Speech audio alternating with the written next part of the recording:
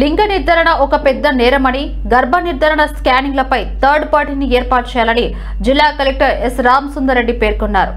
పీసీపీఎన్ DT చట్టం అమలుపై జిల్లా కలెక్టర్ రామసుందర్ రెడ్డి అధ్యక్షతన కలెక్టరేట్ సమావేశ మందిరంలో సమీక్ష సమావేశం జరిగింది.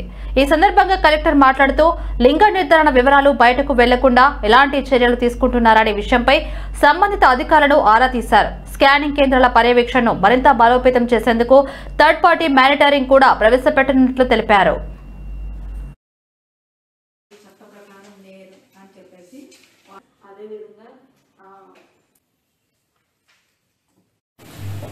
రేడియాలజిస్ట్ అక్కర్లేదు. ఓకే, అడుగుతున్నాను. ఇప్పుడు ఎన్ని ఉన్నాయి మనకు టోటల్? మన దగ్గర 152 సెంటర్స్ ను ఎలా ఇంపోజ్ చేస్తున్నాం? పీసీపీఎన్డీటీ జస్ట్ లింగ నిర్ధారణ పరీక్షలు చట్ట ప్రకారం నేరం అనడం కాదు కదా, దాని ఎన్ఫోర్స్మెంట్ కూడా కావాలి కదా మనకి. ఎలా చేస్తున్నాం ఎన్ఫోర్స్మెంట్?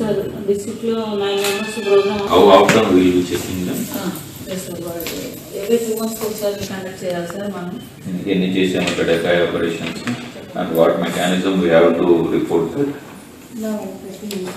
అనేది తెలుస్తుంది కదా. థర్డ్ పార్టీ వెళ్తున్నారా?